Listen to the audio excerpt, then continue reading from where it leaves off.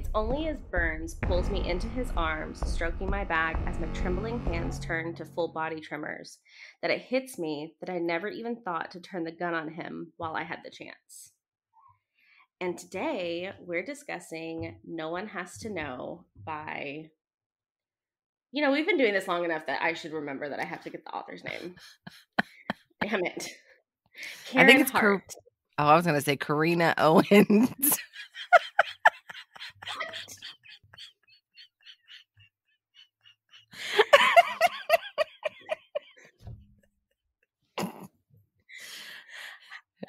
Okay.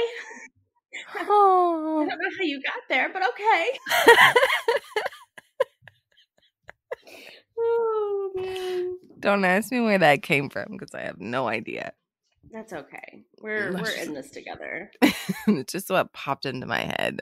Okay, so I remember when we were really excited about putting this in the buddy jar when you found it. Because Yes. it sounded so good and we finally got to read it.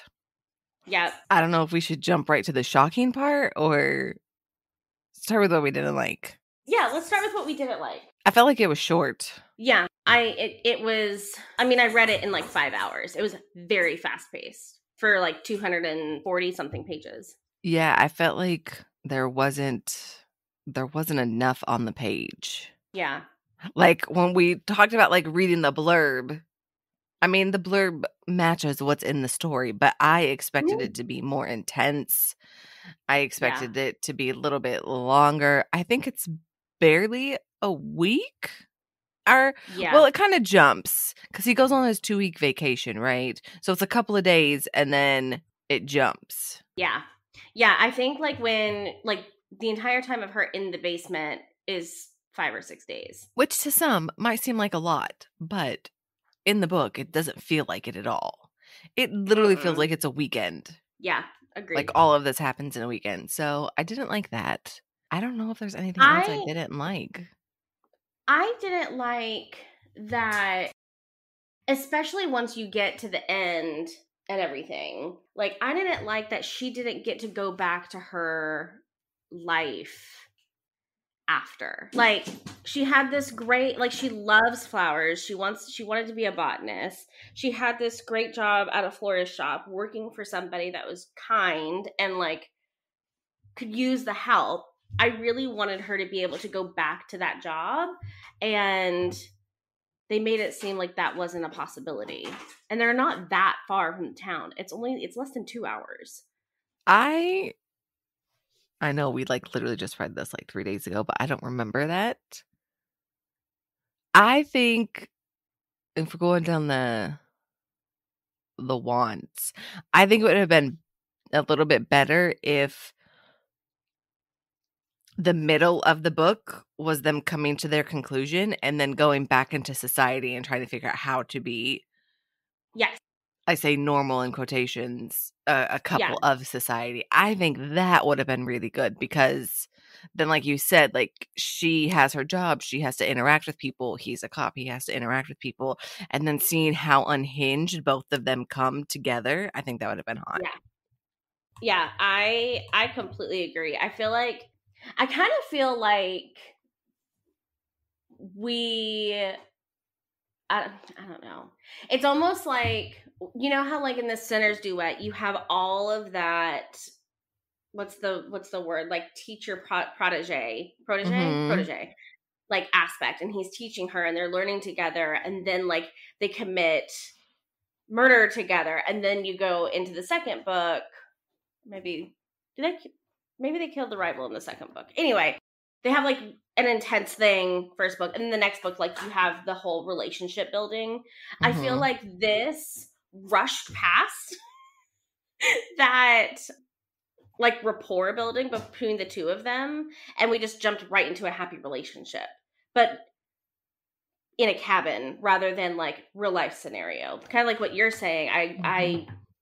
I'm on board with, I wish it would have been like, okay, fine, y'all can, be together, but like, how are you going to navigate the world now? Like, are you both going to be unhinged? Are you just going to be taking people out that piss you off? Is it going to be together? Are you going to have like a burial site at the cabin? Like, I need to know these things. Yeah, it did leave it open.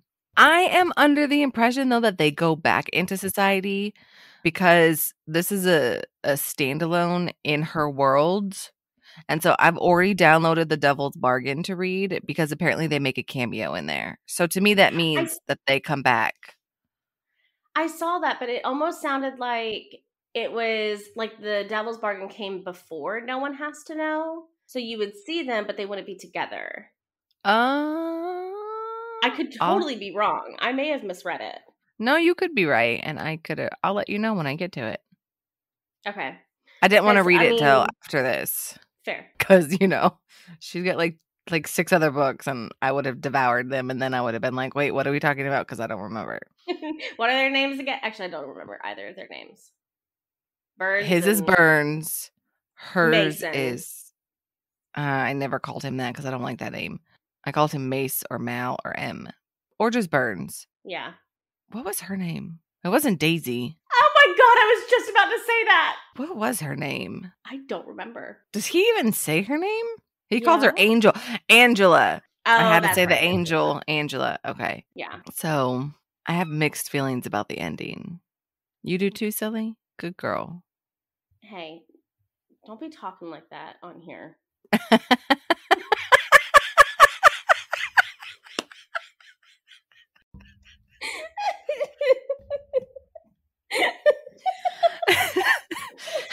I mean, that kind of is our forte.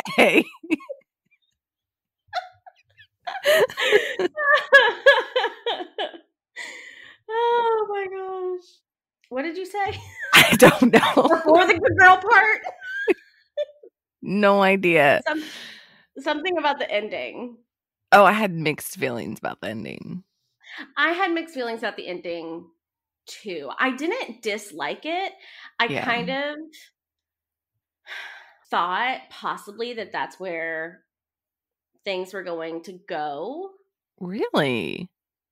Yeah. The only reason I say that is because I felt like a switch got flipped at some point for him, like where he was totally, it was months of seeing her, just kind of walking his beat, whatever. And then all of the sudden he wants to kidnap her. And I felt like that, I think once he read the journal, that's when everything changed, obviously, for him. And he was like, oh, I can actually act on this intense attraction and stalking thing that I'm doing.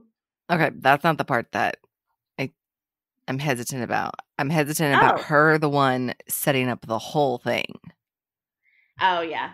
I loved it. No, it was really good. It was, because I never expected it to be her. We expected it to be him because he did everything physical. He literally, after the date, his jealousy, he's like, nope, you're mine. Nobody can have you. But until we get to the end where he's reading the journal, we have no idea that she literally set everything up to push him to do it. Yeah. I wish we could have explored that more. Having them, and it's crazy because the book is from her perspective, and not once did she ever give it away.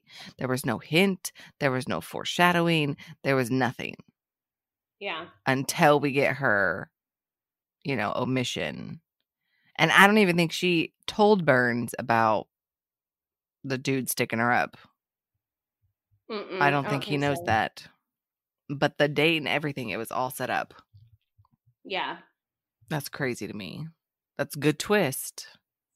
Yeah, I liked it. Yeah. It's just 50-50. I don't know. I almost feel like you have a dom and a sub, and it's a sub that's topping from the bottom. That's exactly how that felt to me. And sometimes it's okay. Like, there's nothing bad. Wrong. But I was just like, to me, because then we know he's a stalker, right? Like, that's his thing. But how much of her journal influenced all of his behavior? Like, how much of it was really him? Oh, I think the journal influenced all of his behavior from the time that he took her. I don't think he would have taken her if he hadn't read the journal. And she'd That's gone what on the I'm date. saying. Yeah. Yeah, because she gave him the blueprint on how to win her. That's true. And he was like, oh, okay, I can do this. Granted, like, he had to be unhinged enough to already be in a place to be reading the journal. And actually follow it. Yes. So I think she just nurtured the natural instincts that he already had. Okay. So you think that he had it in him, or that was what he would have done? I don't know that I don't know that it's something he would have done without the journal. Okay. And that makes it kind of sad for me, because I want him to be that unhinged for her. Not because, it's a sub topping from the bottom, and I don't know how I feel about that. I mean, you're not wrong. I just kind of like that I don't know. I like that she set the stage for everything, and she was like, okay, all right, he's super hot, and I want him to kidnap me and make me his wife. So let me set the stage. Yeah. Yeah. Yeah. It's clever, because I don't think I've read anything like that. Yeah. No, I certainly haven't.